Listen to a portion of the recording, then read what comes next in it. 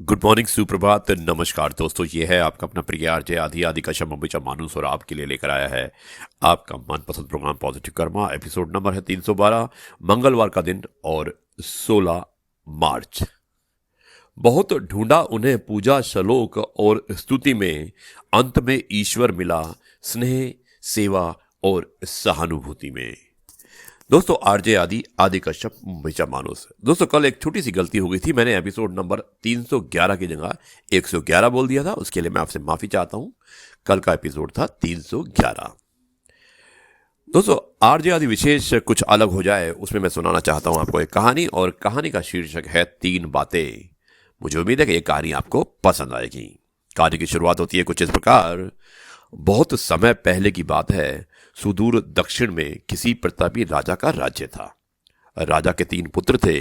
एक दिन राजा के मन में आया कि पुत्रों को कुछ ऐसी शिक्षा दी जाए कि समय आने पर वो राजकाज संभाल सके। इसी विचार के साथ राजा ने सभी पुत्रों को दरबार में बुलाया और बोला, पुत्रों, हमारे राज्य में नाशपति का कोई वृक्ष नहीं है। मैं चाहता हूं तुम सब 4-4 महीने के अंतराल पर इस वृक्ष की तलाश में जाओ और पता लगाओ कि वो कैसा होता है।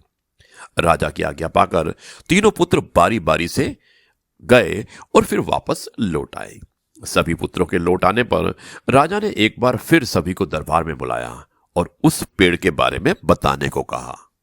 पहला पुत्र बोला, पिताजी, वो पेड़ तो बिल्कुल टेढ़ा मेढ़ा और सूखा हुआ था।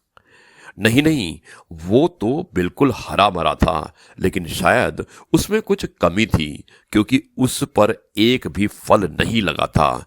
दूसरे पुत्र ने पहले को बीच में ही रोकते हुए कहा। फिर तीसरा पुत्र बोला, भैया, लगता है कि आप भी कोई गलत पेड़ देख आए, क्योंकि मैंने सचमुच नाशपति का पेड़ देखा। वो बहुत ही शानदार था और फलों से लदा पड़ा था। और तीनों पुत्र अपनी अपनी बात को लेकर आपस में विवाद करने लगे। तभी राजा ने अपने सिंहासन से उठकर कहा कि पुत्रों, तुम्हें आपस में बहस करने की कोई आवश्यकता नहीं।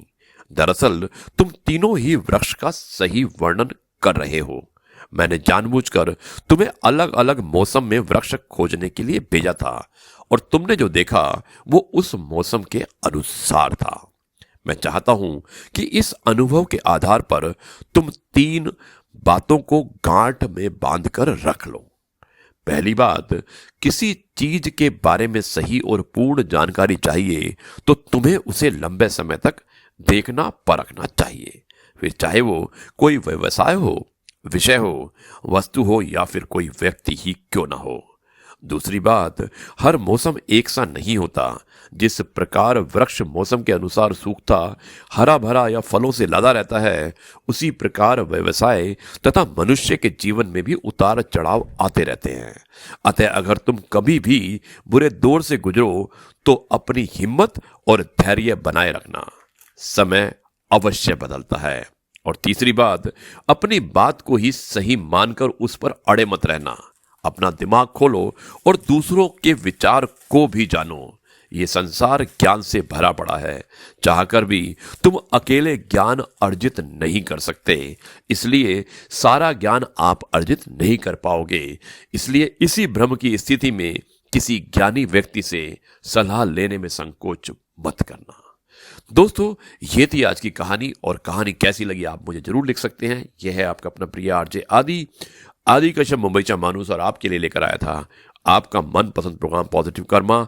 एपिसोड नंबर था 312, मंगलवार का दिन। अब मैं इस कार्यक्रम को यहीं पर समाप्त करता हूं, और कल आपसे एक बार फिर मुलाकात होगी एक नई कहानी, नए किस्से और नई बातों के साथ। तब तक के लिए मैं कहता हूं नमस्कार, जय हिंद, वंदे मातरम, भारत माता की जय, जय जवान, जय किसान और जय गुरु जी।